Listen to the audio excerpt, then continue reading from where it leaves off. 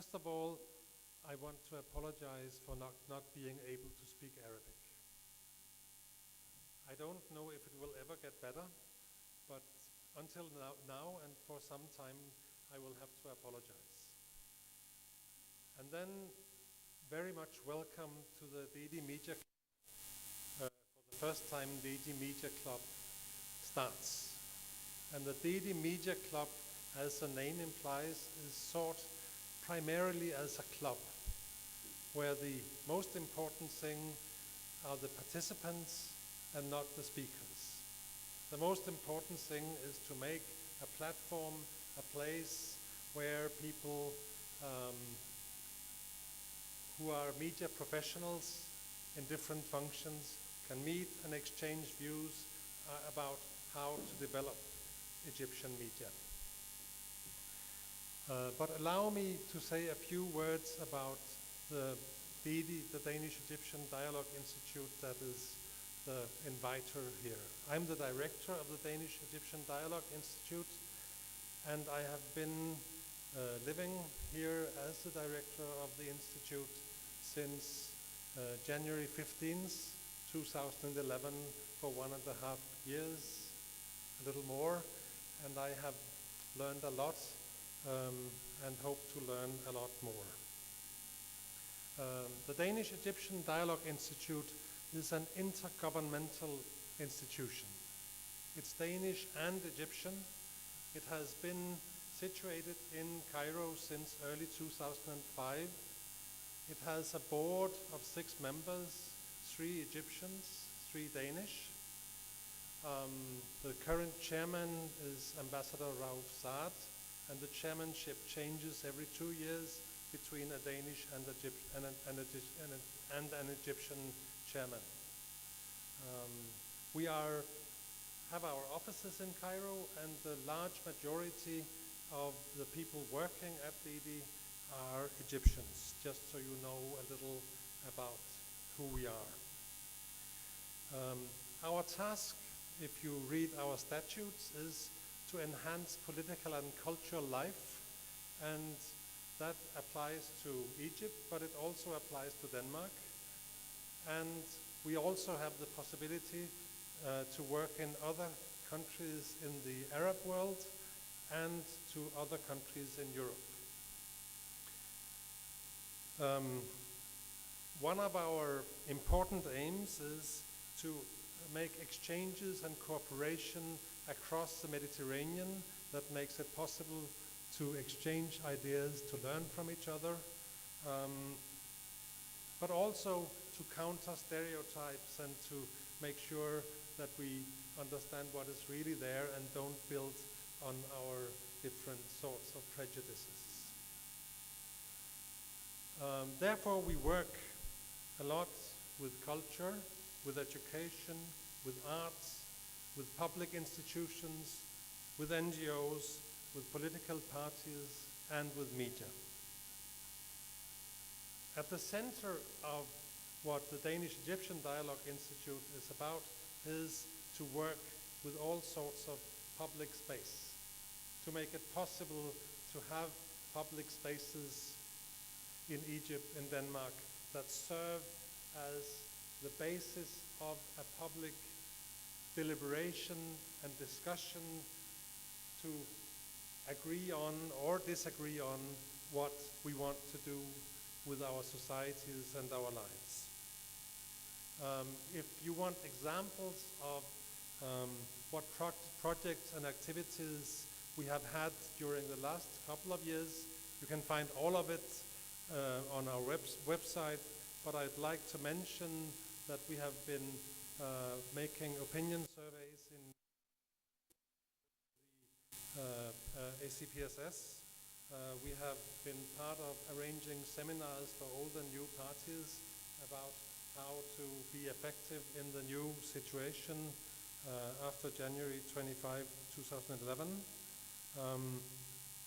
We have worked with art in the public space. One example is the Shawarena project that some of you may have seen. We just presented the Copenhagen Siwa Art Exchange, where artists from Copenhagen and Siwa presented their work at the Louisiana Museum north of Copenhagen. We have arranged a press trip to Danish elections last year, and a trip at the same time for party members to see how this was done in the Danish context. We have just presented a study on welfare state in Denmark and Germany, where Egyptian researchers connected to the Arab Forum for Alternatives went for a trip and are writing research papers on what might make sense in the Egyptian context, and so on. We arranged some months ago a conference on feminism and Islamic perspectives. Egypt Photo Marathon, just to mention some of the things we are involved in. But at the core of this is the idea of contributing to make platforms where people can have conversations, talk about how to develop societies. And of course, doing that in Egypt after January 25, 2011 is an extremely interesting and changing context to do of this, because of the whole discussion about what to do in the future of Egypt. But of course, these issues apply just as much in different ways in Denmark, in other countries in Europe, and in other countries in the region. So I would like to just say that at the core of this, if we think about at the core of such discussions on, you could say, a democratic society, to me, there are three main themes of three main issues that we want to ensure. And the first one is the common search, where media have an immensely important role, is this common search to find out what actually is happening and what the issues are and how the facts are. At the core of democracy is this, that we need to find out how reality is and what the challenges are and how to deal with them. So that would be one theme where media obviously has an absolutely essential role in making the public know the situation. The other one I would like to mention is the issue that the laws apply equally to everyone. That the same laws apply, and they apply in the same way to every single citizen, no matter age, gender, religion, whatever. And of course, this is also contested, because what does it mean that the laws apply equally?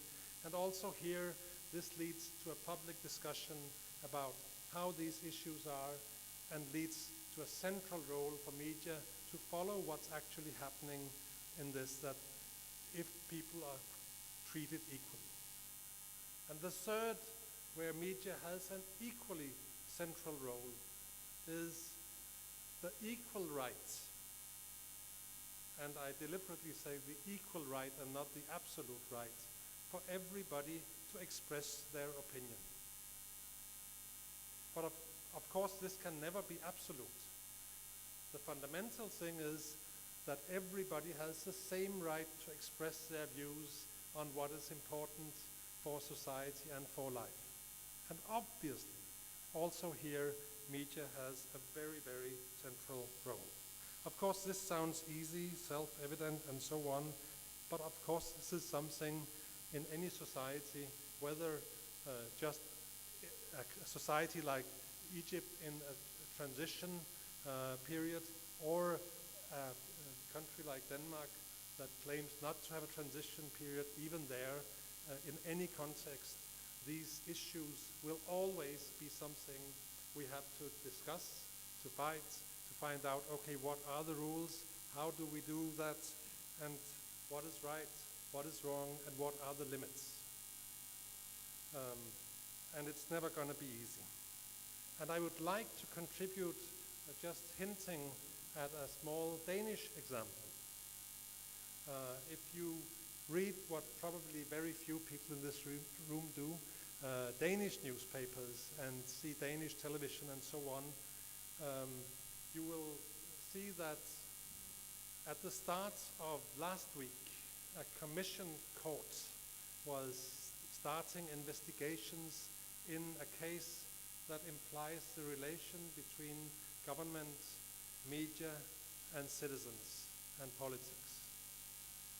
And just to give a very short hint at what this is about, is that the then opposition candidate to be prime minister before the last election, Helle Thorning-Schmidt, who is now the first female Danish prime minister, she and her husband had something going on with the tax authorities and a discussion about how much taxes they paid. Her husband was working outside the country. Should he pay taxes in Denmark or shouldn't he? And of course, if it turned out that he had not paid the taxes he should, then that would have an enormous impact on the election. In the Danish legislation, such cases are absolutely confidential. The tax authorities can discuss with the citizens, they can make decisions, they can make the whole process, but by law, this is very, very confidential. And what turns out now is then before the election, in some sequences, this made its way to the Danish press and actually had the potential of changing the election results and turning over the whole political scene. And of course, it was not to bring in the newspapers, but how did the newspapers get the information? And what we now know is that 7 people knew about this. Among the 7 people were the then Minister of Taxes from the now largest opposition party, and the political and press advisor of this minister, and a few civil servants. But 7 people knew this. So the case now is about who told the media what, could they do that, and of course this is using confidential information to influence the political results. So I just want to remind everyone, myself and you, that this is, even if transition goes and everything is fixed with rules and so on, then forever we will have in any country these sorts of fights about what's right, what's wrong, who can tell what, when, and it all applies actually to these 3 fundamental democratic principles, which are: 1, which is about finding out what the facts actually are; 2, making sure that the laws apply equally to everyone, because that ensures the political equality and the equality in the discussion about the future of the country, and ensuring also the equality of access to speak or to express yourself in the media. And in the public in general, in all sorts of publics. So I cannot say enough how extremely important it is what the media does in relation to Egypt as it is in any other country. And that's the reason I'm so extremely happy that all of you have come here.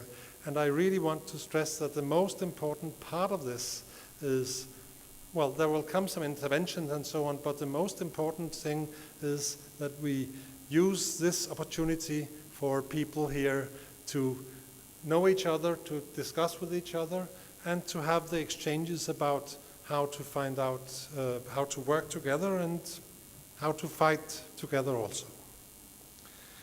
And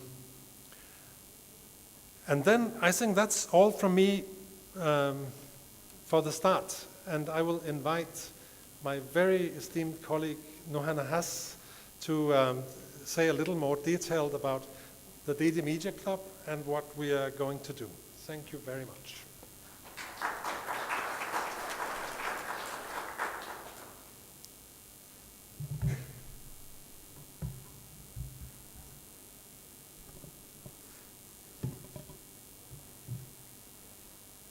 صباح الخير. اسمحوا لي في الأول أرحب بالحضور الكريم اللي مشرفنا النهاردة، حضراتكم مشرفينا في افتتاح النادي، واسمحوا لي أعبر عن خالص شكري إنه حضراتكم اقتطعتوا من وقت أعمالكم جزء من الوقت وجيتوا عشان تشاركونا وتدعمونا في اليوم الأول والافتتاح. اسمحوا لي في الأول أقدم عن فكرة النادي. هو الفكرة ببساطة بتقوم على تحمس الفريق القائم عليه، هو بمثابة منصة للحوار للإعلاميين المصريين والعرب، والإعلاميين المصريين والعرب والأجانب بالمعنى الدنماركي الأوروبي الأمريكي.